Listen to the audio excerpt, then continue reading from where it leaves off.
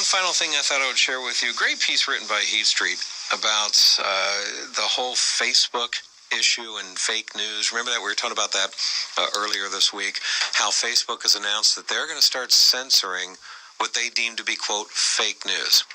Now, there are really things such as fake news. I mean, there are people out there making up fake news stories that actually really are bona fide fake news stories. They're hoaxes, and people send them out in social media in an effort to try to convince people that this hoax of a story is actually really true. So there are people that do that, and they'll put stuff together like that in their blogs, in their basements, or whatever.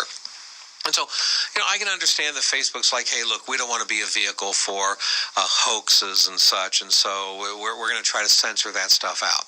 But the problem is, you folks know this, that when it comes to political news stories, unfortunately, many of the mainstream press, they accuse conservative media of putting out, quote, fake news. So they take conservative news sites and they lump them in with the hoax stories to say it's all fake news.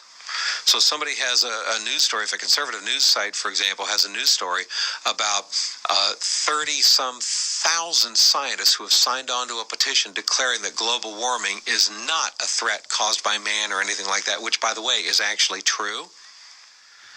Mainstream media will look at that and go, oh, that's fake news. Well, it's not fake news. Go to the Oregon Institute of Science and Medicine and look at the petition survey yourself. That it has, I think, over 34,000 scientists that have signed on to it, including thousands and thousands and thousands of PhD and climate scientists and others. But the media won't report them. Conservative media will, and so what do you get? Oh, it's labeled fake news. So that's my problem with Facebook trying to define fake news. But they're not going to define it themselves. They're going to depend on Snopes, ABC News, PolitiFact, and Fact Checker. All four of them have a liberal bias. Well, earlier this week I gave you some examples of Snopes and their liberal left-wing bias and how they quote-unquote fact-check. What about ABC News? That's where Heat Street comes in. They just wrote this piece entitled, ABC has a fake news problem. So why is it policing fake news for Facebook? And I just want to read to you a little bit of what they say here. They say, quote, should Facebook, it was written by William Hicks, should Facebook really be turning to ABC to objectively police news on the largest information sharing network on the planet? ABC has been guilty of peddling fake news themselves on multiple occasions. They're even being sued at the moment for $1.2 billion over false claims. During the election, many ABC anchors and reporters were clearly in the tank for Hillary Clinton. One of their main personalities, Martha Raddatz, aggressively went after Donald Trump when she co-moderated one of the debates. Then on election night, you may recall, she was co-anchoring ABC's coverage, and Raddatz became teary-eyed and emotional as it became apparent that Donald Trump was going to win. Trump himself took her on for this tearful behavior not once but twice post-election. Then there's ABC's principal news anchor, George Stephanopoulos, who was the boy wonder of Bill Clinton's 1992 campaign and first term, and is close friends with former Obama chief of staff, Rahm Emanuel. Stephanopoulos even had to recuse himself from hosting the 2016 presidential debates when he got caught giving large amounts of money to the Clinton Foundation in the run-up to Hillary Clinton's second run at the presidency. Then there's The Gals on The View, which is produced by ABC News, and it features a revolving door of extremely liberal left-wing commentators with the occasional punctuated token conservative. Liberal bias such as this should disqualify an organization like ABC from policing fake news. It's inappropriate to let an organization as avowed left-leaning as ABC police stories, many of which have a conservative bent, for their truthfulness. But then the piece goes on to talk about how ABC itself has broadcast totally fake news. Now, let me say, in ABC's defense, before I give you these examples, okay? In ABC's defense, folks, any news organization can be duped by fake news, by hoaxes. It does happen sometimes, all right? It happens to ABC, NBC, CBS, CNN, Fox News. It happens to everybody.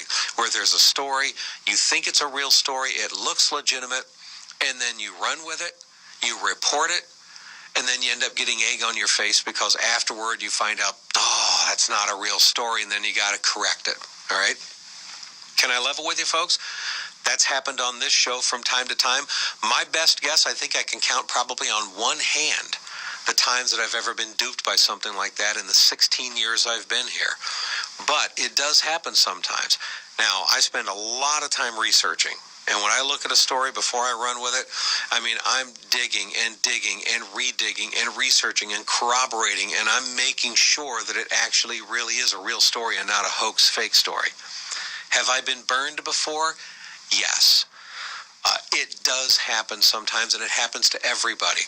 That also means if it happens to ABC and NBC and CBS and CNN and Fox News, folks, that also means it's going to sometimes happen to Breitbart News or to WorldNet Daily or to Newsmax or to CNS News or to some conservative news outlet. It will happen to them once in a while, too. It's once in a blue moon, but once in a blue moon, it will happen to everybody. Here's the problem, and here's the difference. What the mainstream press does and what liberals do that can't stand conservative media is they sift through the years and years and years of accurate stories that are conservative, the thousands and thousands of accurate stories that are legitimate, but liberals just don't like hearing, and they ignore those. And they cherry pick the isolated blue moon time where a conservative site got duped by this story or that story, and then they focus on those 2 or 3 stories, and they use as an example of, see how fake news they are? Look at these fake news stories they ran. So what I'm telling you folks is, you can't do it that way. That's not a fair way to do it. Otherwise, you could say the very same thing about any of the networks because they've been duped too. You want some examples? All right, ABC News. In April of this year, ABC News Nightline did a segment on a couple who broke up over Donald Trump. You know, it's like ABC News are like, oh, and this couple, they broke up. They completely separated because of Donald Trump. That's how divisive Donald Trump was even in their own home. Well, it turned out the entire story was a hoax. It was a fake. It was part of an advertising scheme by this website, Review Weekly. The couple that, quote, broke up over Donald Trump were actually hired actors. ABC producers interviewed the couple on camera. They're actors, paid actors. And ABC News broadcast the segment, and they even spelled the fake woman's fake name wrong on top of it all.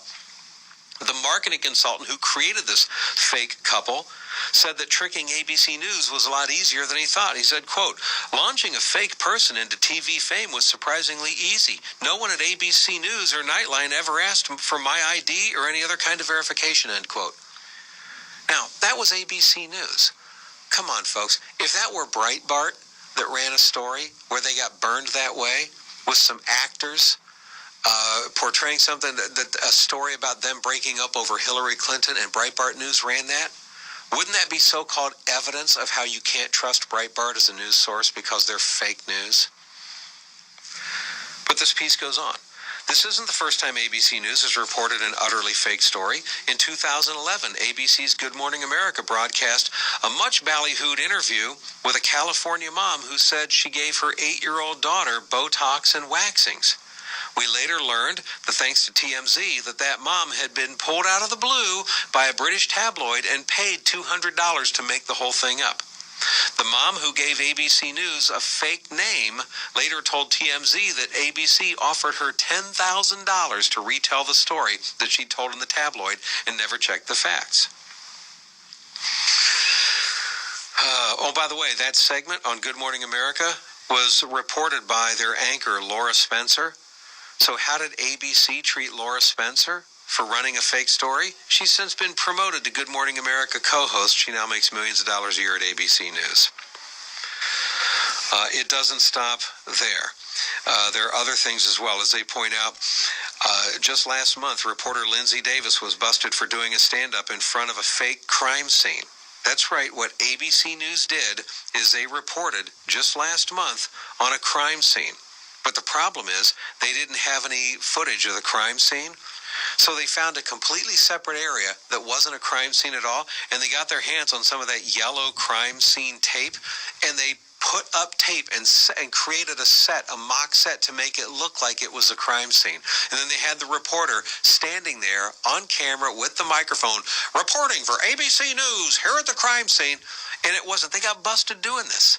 The vice president of communications for ABC issued this statement, quote, "This action is completely unacceptable and fails to meet the standards of ABC News." Well, okay, fine. So ABC News got, but come on, folks, if Breitbart did something like that, or WorldNet Daily, or any conservative news site did something like that, wouldn't that be touted as evidence that they need to be lumped into the fake news category, the fake news trash bin of garbage news, and therefore censored from Facebook?